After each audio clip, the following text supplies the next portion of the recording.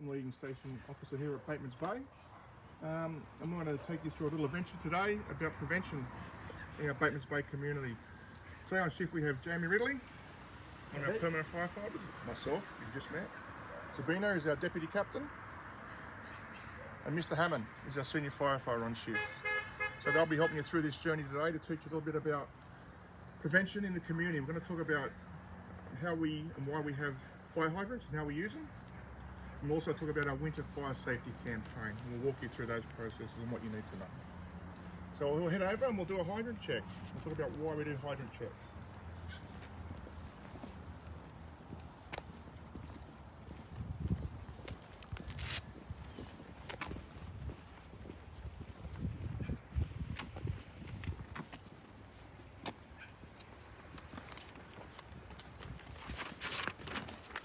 So people often ask us why we do hydrant checks.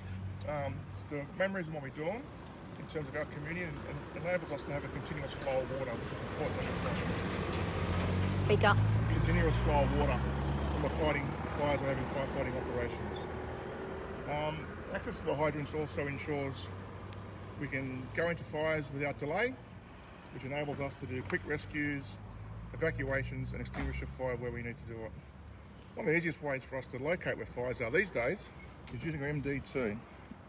So as you can see, the cursor shows us where we're standing and where the hydrant's located.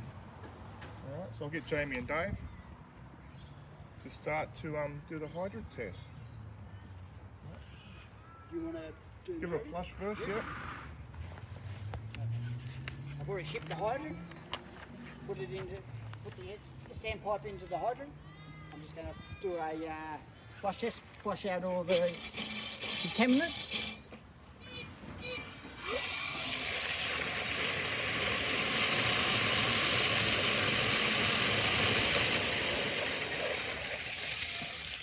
It's nice and clean now. And now we can connect the hose onto this and take it to the appliance. So I suppose you want to ask me, why is water important? So water is important for us to extinguish fires because it's readily available, it's inexpensive, it's easily transportable, and it's easy to apply.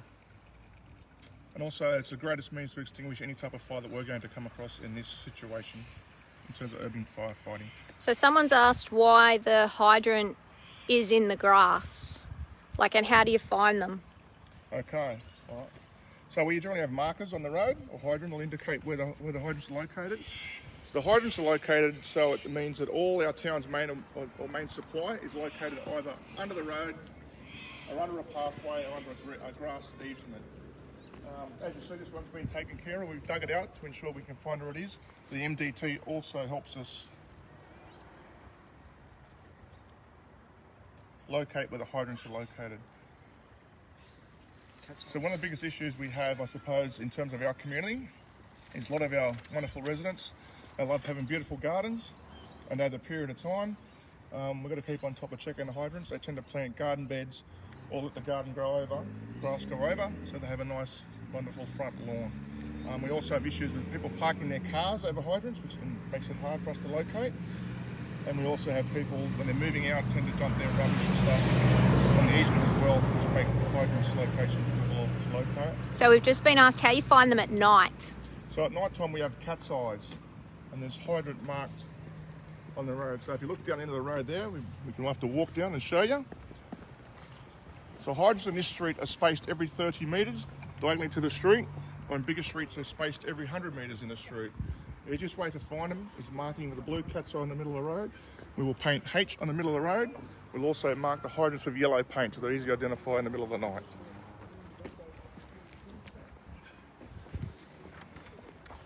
So do you carry any water on the trucks? So on our rescue appliance, we carry 2,000 litres of water on the appliance. That 2,000 litres gives us about 5 minutes operational time with a 38mm length of hose. So that water is there designed to give us quick access to the building, which enables us to protect ourselves, rescue the occupants, and also allow anyone inside a means of evacuation from the premises. And how long will that water last?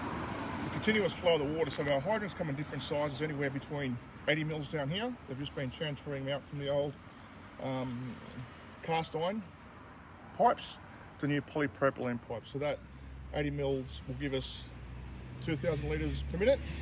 The 300 mil hydrant will give us 18,000 litres per minute. So that's a continuous flow of water. There's a couple of factors which inhabit flow of the water in the main system. That's incrustation, which is living organisms growing in the pipework itself, tuberculation, which is rust and oxide, also restricts the flow, and sedimentation like your muds and your clays and all that other kind of stuff. I suppose one of the biggest things we found during the bushfire period, which made access to water really difficult, was the overstretching of the supply. So we found people were putting their sprinklers on their roofs and in their gardens and then leaving the house. That really stretched us during the bushfire period. So it's always advisable to take notification from the council or fire brigades when they're telling you to turn your sprinklers off during those bushfire prone periods to do exactly that. If anyone does have any questions, you can type them into the comments and we'll make sure Station Officer Mashman can answer them for you. Okay, so the next part we're going to talk about, when we head up back to the station, is about our winter fire safety campaign. And I'm going to particularly focus on a couple of areas in that. Is our elderlies, smoke alarms, chimney, fireplace safety, some escape plans as well. And we'll go into a bit more depth about that when we get back to the station, chat our way through that. And I want people to ask me questions about that as well. It's a pretty key area. In our population here, over 70% of our population are above 65. And the biggest risk factor around that is that 60%, 65% of our fires incur in a population that are over 65. So we're right in that demographic area. I suppose they call it the Goldilocks zone. So that's an important reason why we're going to talk about fire safety within our elderly community. What other roles do you do other than fires down here? Our primary role here, in a sense, is, I said, we have the 8 key capabilities. I'll have to get back to you on that one. But our primary role here is fire, rescue, and hazmat, and rescue. I suppose demographically compared to most stations, our primary role here, in a sense, is almost MVAs and rescue. We don't get as many house fires, and that's generally because the crews here, for the last 10 years, they're really keen to get into the community in terms of community safety, fire safety issues with our elderly population. So nearly we do close to 400 or 500 smoke alarms a year in our fire district, and we also got the RFS area and put smoke alarms in our fire district as well, which they're happy to be a part of. Yeah. So that's it. Let's move over to the truck and we'll talk about the winter campaign.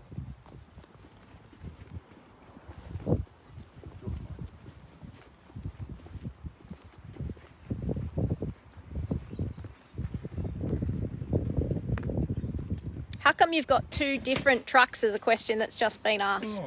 So this is an urban pumper, a rescue pumper. This truck's specifically designed for the urban interface where we'll work around houses and structural fires. The tanker is designed for bush firefighting interface on the other side of the boundary. So it's designed to go off-road into farmland or country or residential regional areas and fight fires in that sense. It also carries 2,000 litres of water, has self-contained breathing apparatus on it, is 4-wheel drive. So it has all the capabilities pretty similar to the rescue pump, but is off-road.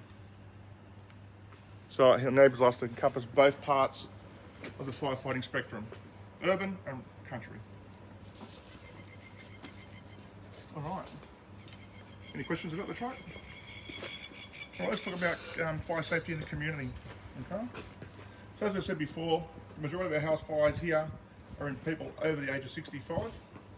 So that has, for a long time, this station being a key target area.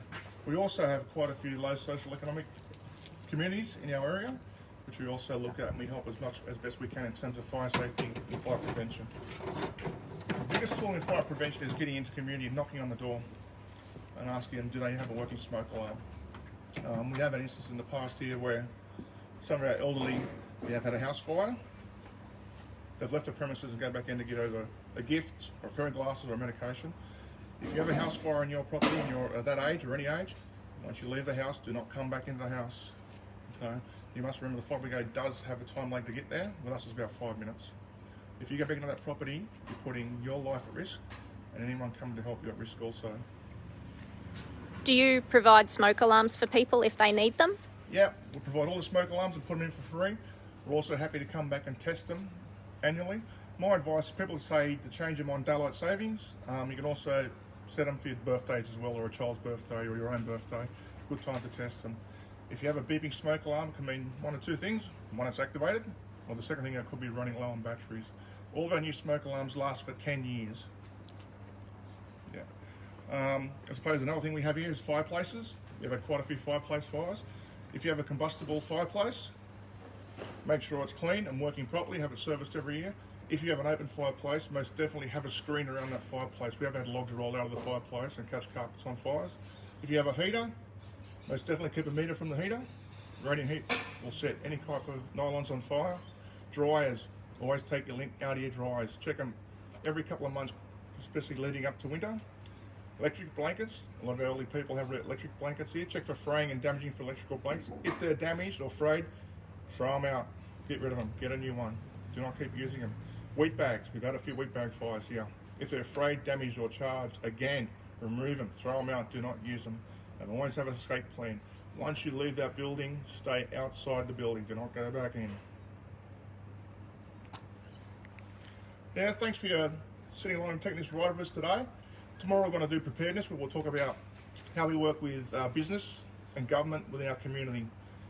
And we're specifically going to talk about how we work with John Holland to talk about some rescue plans and the types of emergency management plans they had, so we were seamless when we worked together in that operation area.